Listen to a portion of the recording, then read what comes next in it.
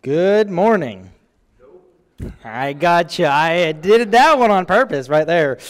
I am notorious for getting that backwards, so I snuck that one in there. So tonight we're going to be studying a passage that I think most of us know if you've been here for a while. And we're going to be, I guess, looking at the song first and then kind of taking a step back and going into Scripture. It's a song that I think Michael knows very well, and some of our younger people might know it as well. Usually we sing it at Pew Packers, and it goes like this. The wise man built his house upon the rock, but the foolish man built his house on the sand. The rains came and the floods, the rains came down, the floods came up, and one house stood firm, and one house went splat or splash. I don't know, depending on how you like. I always like splat. It just sounded more fun than splash. But so I made this slide on the way over here. This entire slideshow was put together in about 15 minutes, so bear with me here. But tonight we're going to be talking about houses and mouses, rocks and socks, words and birds, except everything on the right half is not true. So we'll be talking about houses, rocks, and words. I just thought of funny things that rhymed with them and put them up there. So they're going to have no bearing on the lesson. I just thought that might be fun to throw a little curveball at us this morning, or this evening. See, I did it again.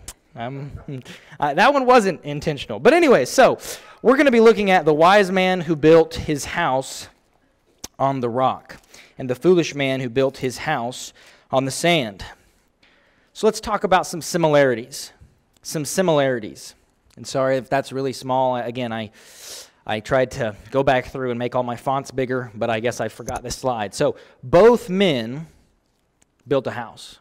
The wise man built his house, and the foolish man built his house. So both of them are building houses. And that's going to be important as we come back for some application later. Both men are building houses, and both houses endure a storm. Both of them. So what we can take away from this is everyone is building a house. Every single one of us is building a house. And again, this house is a metaphor for our life. We're building our house, we're building our life on something. And as a universal truth, everyone's house, every single person's house in this room, every single person's life in this room are going to go through storms. Now, that's true no matter who you are. Even if you're a foolish man, even if you are a worldly person, your life is going to have some storms. Even more so for those of us who claim to be faithful.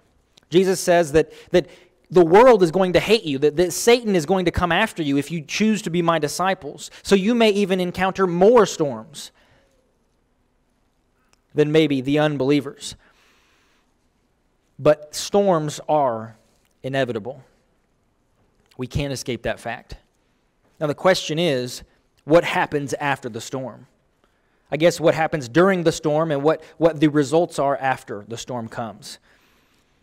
Because as children of God, as students of His Word, we can look at James 1 and verse 2 and say, count it all joy when the storms come. Count it all joy when those trials, those tribulations enter your life, because you know that the testing of your faith, it's going to produce steadfastness and endurance, and ultimately you will be stronger for it.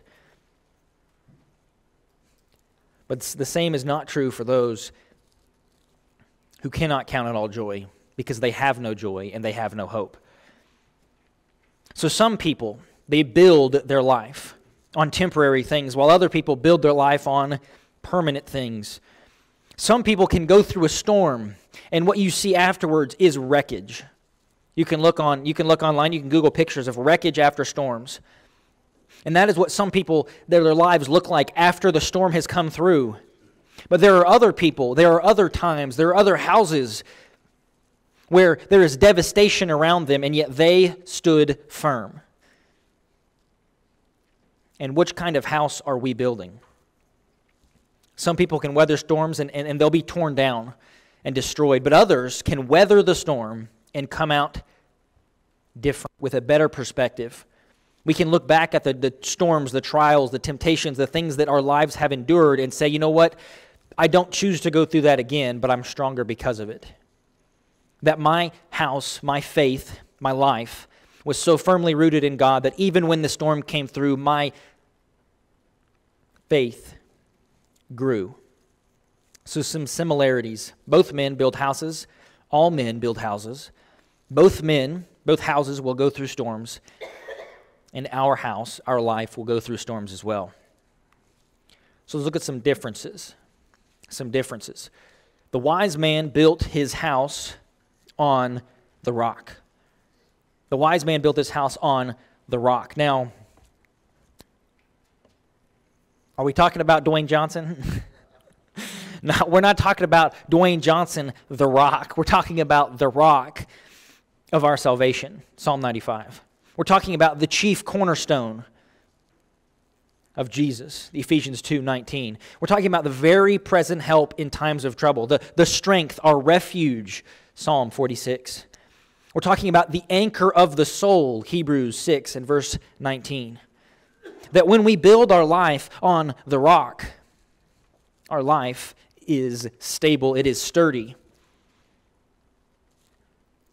So we're going to be looking in Matthew 7 is where we will eventually end up. But this story is told twice. Let's read Matthew 7, and we're going to read 7:25, and I might paraphrase the verse before. We're going to read the ending of it. There's going to be a surprise twist at the end when we figure out where this song comes from. But so the wise man who built this house on the rock, the rain fell, the floods came, the winds blew and beat on that house. But it did not fall because it had been founded on the rock. And skipping down a little ways, the foolish man who built his house on the sand, the rain fell, the floods came, the winds blew and beat against that house, and it fell, and great was its fall. Let's go to the parallel passage in Luke. Luke 6.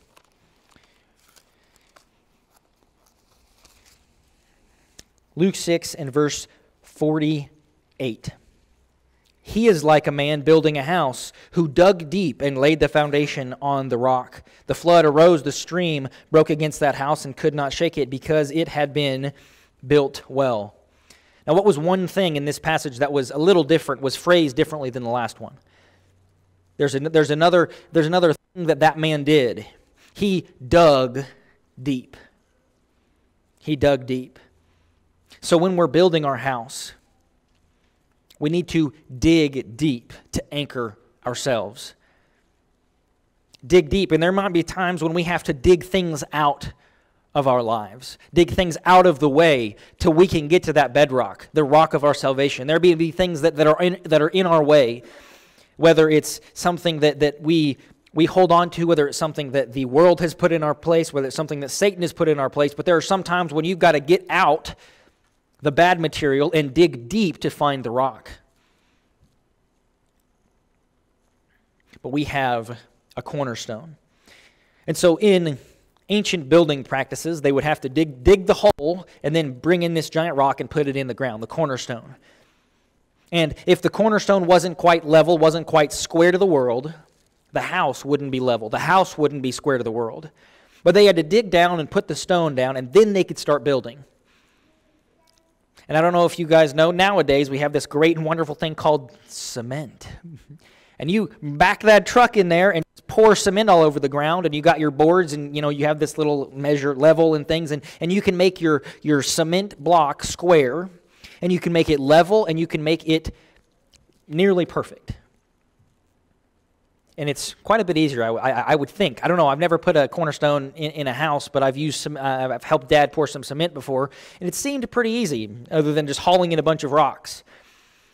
But when you bring in the cement, when you're slowly going to start putting up your walls, you get your beams of your house, and there are special fasteners that you can drill down into the cement and put in a fastener and put in your bolts and your screws and different things and anchor your house directly to the cement.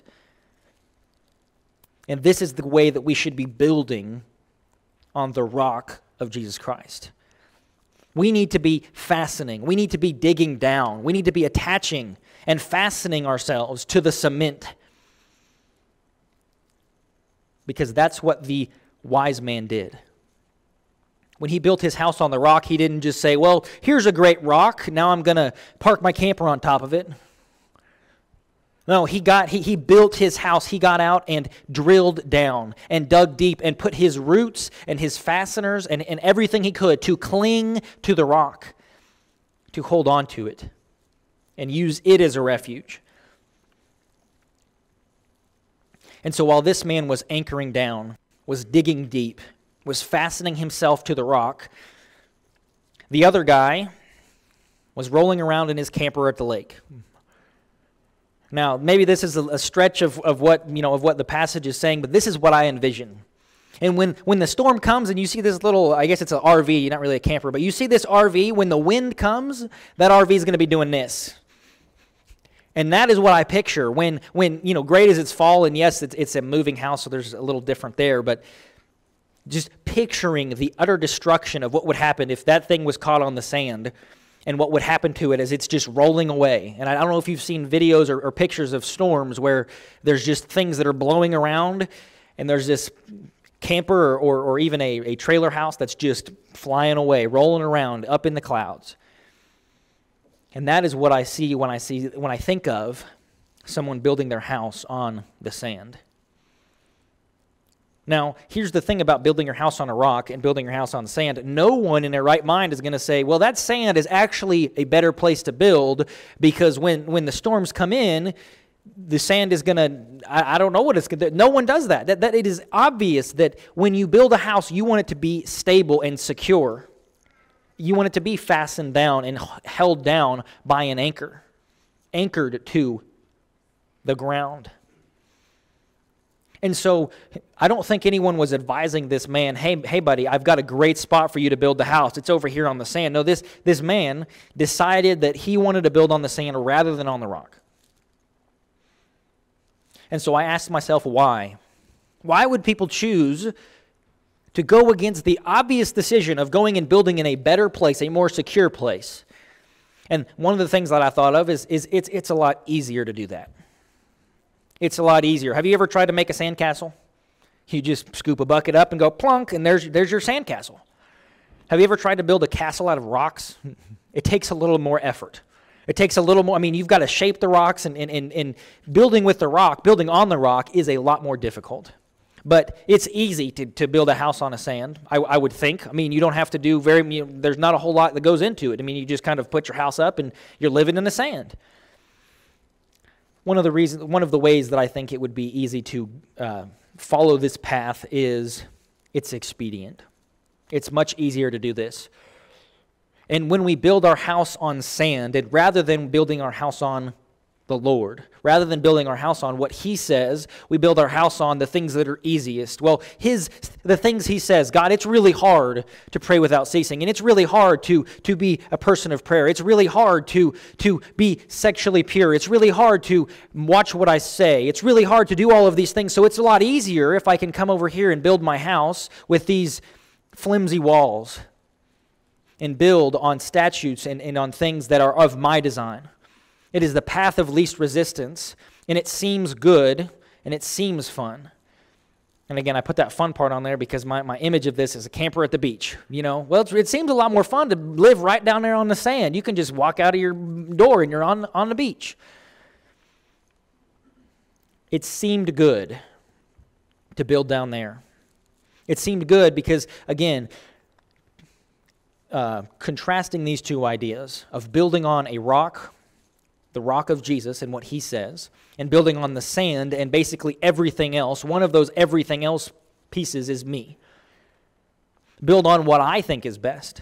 Build on what I think is good. Build on what I think is fun. Build my life around my statutes and my words instead of Thy word. And sometimes we can get caught up in that, building our house on the things we think are good. But God's ways are higher than our ways, and what is wisdom to man is foolishness to God. So when we're building our house, we need to make sure that we're building it on the rock of Jesus Christ, on what He says, and anchoring and securing the house that we build on that. So some applications for us. We all build. What code, what foundation are we using? When you build a house, you've got to build your house to code, and you've got to make sure you have a good foundation. Because Let me see here if this is a part of this part of my my notes or not. Okay, no, it's the next part. So when we build on our foundation, and we need to make sure that the foundation we're using is going to stand the test of time, because storms are coming. Storms are coming. They do not discriminate. Foolish man, wise man, both of them got knocked over. Well, both of them had the winds blow against them, but only one of them was knocked over. There was no divine insurance policy.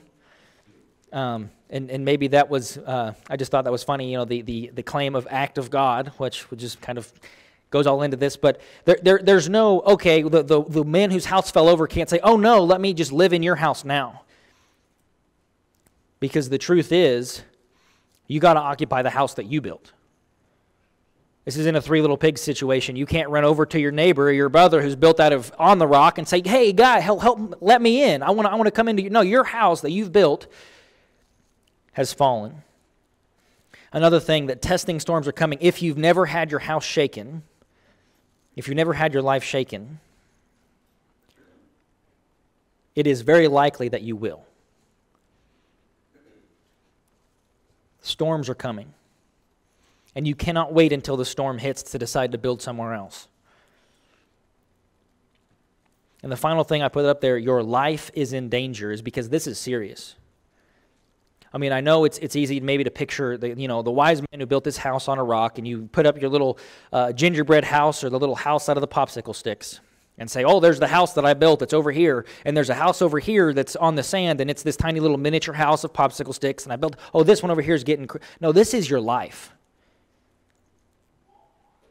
You must occupy. You must go in to that house that you choose to build.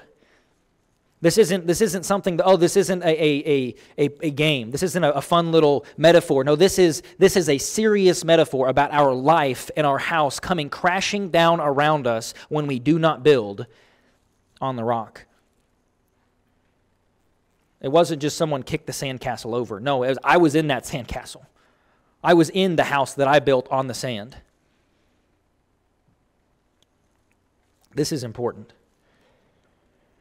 And so again, one of the things that I kind of added in here was when we are building our house, the code part up there, when we're building our house and we're setting it up, are we building it on the code, the building materials and the way we build it? Is it according to the rock? Because again, that chief cornerstone, it defines everything else. When we are building on the rock, we make sure that we're square. We make sure that we're going to build the right distance, the right height. Everything's going on. It's going to be supported. It's going to be strengthened as we're building our house. But we have this thing on the farm that we love to do when we're building, especially with cement. It's called good enough.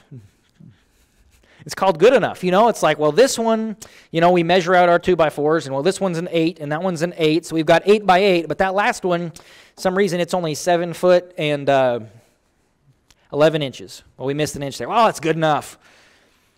And we get out. Jeff sometimes loans us his special little leveler thing, and we'll beep the little leveler over here, and we'll walk over here and go beep, and it's like this far off, but hey, it's good enough. That thing doesn't even work. I don't know about that. And we'll start pouring the concrete, and we have rebar, and we'll put 20 pieces of rebar this way and 20 pieces of rebar this way, and we'll say it's good enough, and really you need 2 pieces of rebar for every foot, and we put 4 for every foot, but it's good enough. We'll just continue to build however we want to build. But as we're building our lives, as we're building, we need to make sure that we are continuously going to Scripture. We're continuously building on what Christ is calling us to do and not ourselves. Because when we make our house, we make the place where we live, we make our life based on these principles, based on these morals, based on the statutes of God, we end up with a nice house, a square house built on the rock. Yet when we build on the rock and we start thinking, well, but I know better, or we say, it's good enough. It's, well, I could go all the way and obey what God says, but I'm close, so I'm good enough. I'm close enough. But we cannot wait until the storm hits. Our life is in danger. Let's build on the rock. So back to the story. This entire story, Matthew 7. Let's read the whole thing. Matthew 7:24. Everyone then Matthew 7:24 says this, "Everyone then who hears these words of mine and does them will be like the wise man who built his house on the rock."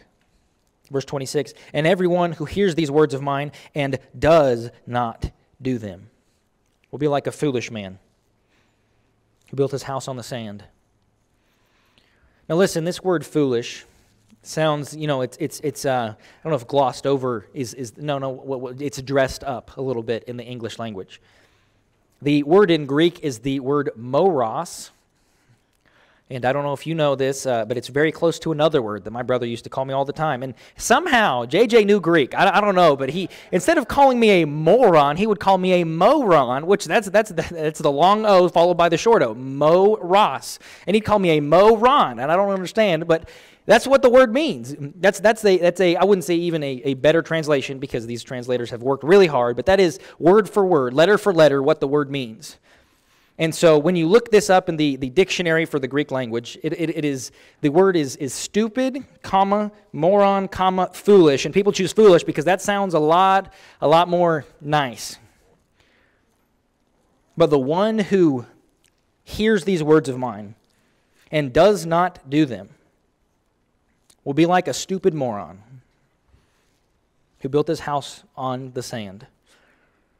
Hopefully that was okay. The thought of saying that from the pulpit was just real fun. But anyway, so foolish man, the moron, built his house on the sand. But why was he a moron? Yes, he built in the wrong spot. But what he did is he heard, but he chose not to do. He chose not to do. So this entire story about the wise man building his house upon the Lord, or on the rock, and the foolish man building his house on the sand wasn't even necessarily about building things. What it was about was, when we hear the teachings of Jesus, are we doers? Are we those who obey? Now listen, we've all heard many things, many words of Jesus. Usually the Sunday night crowd is a little different. They're the people that are coming. They're putting forth their effort. They're trying, and not to disparage anyone that comes Sunday morning. But the Sunday night crowd is a little different because it takes time and effort and energy to come back to church again.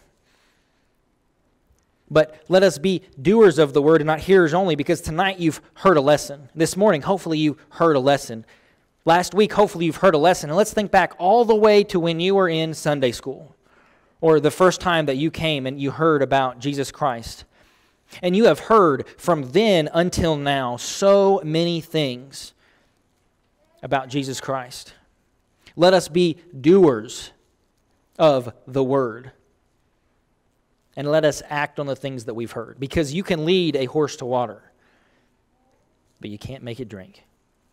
We can stand up here, and the elders can have as many times as possible to get our congregation involved in the Word of God.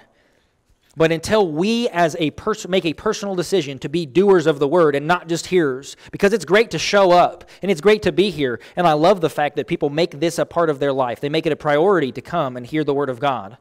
But if we leave the building and do not do it, it was entirely worthless for us to come. Because without doing, James would say, your faith is dead. Your faith doesn't exist. So let's go and do it. And so again, here is the rock. Here is Jesus. Let's build on the words of Jesus. And let's obey. But again, why was the foolish man foolish? Because he heard and did not do. Now, I wanted to kind of, I don't know if take a step back from the things we've been talking about, but just, are there things in your life that, maybe you know that you should do, but you just don't sometimes? You've heard it said, well, and maybe this will hit too close to home. You've heard the dentist say, you probably ought to, floss every day. And I would say, I would agree, that's good, that's healthy, that's something that we should be doing. And they'll even give you the little starter flossing kit. And you'll floss for a day, or maybe 2, or maybe 3, and then day 4, it's gone. I mean, you know what you should do. You have heard. It has been said to you, you should go and do this. And yet you don't. There's some of us in here, and I'm definitely included, I know that I probably shouldn't eat that second donut or the 8th donut, depending on, how big they are. The mini donuts, I can eat quite a few of them. But you know that this is not good for you. This is not what you should be doing. You've been told, don't do that. And yet do it anyways. Sometimes we need to understand that it's us. We can be hearers and not doers. We can be told we need to do this and be the person that says, you know what, I'm going to do something else. We sometimes forget that that's what we need to do. We sometimes belligerently say, you know what, I'm not doing that.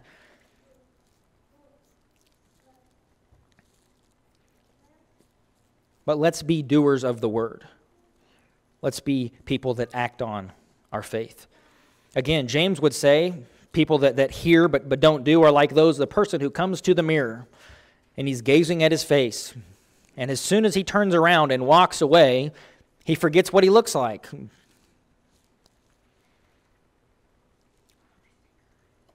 So let's be doers. Let's build on the rock. The building is doing what we've heard. So before you hear the rain pattering on the roof, decide whether to dig deep, cling to the rock, build your life according to Him and His statutes, and cling to it. So the question is tonight,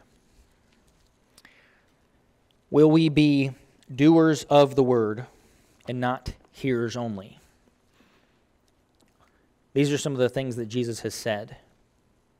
Who does the words that I have been saying to you? Jesus says, repent and be baptized and you'll be saved. We've heard it. Have we done it? Jesus says, teach and make disciples. We've heard it. Have we done it? Jesus says, ask for His guidance, seek Him daily, and come to His door and knock. We've heard it. Have we done it? Whatever our need is tonight, whether it's to be baptized into Christ, to begin building your life on Him, or you need some help getting back there, would you please come forward as we stand and sing?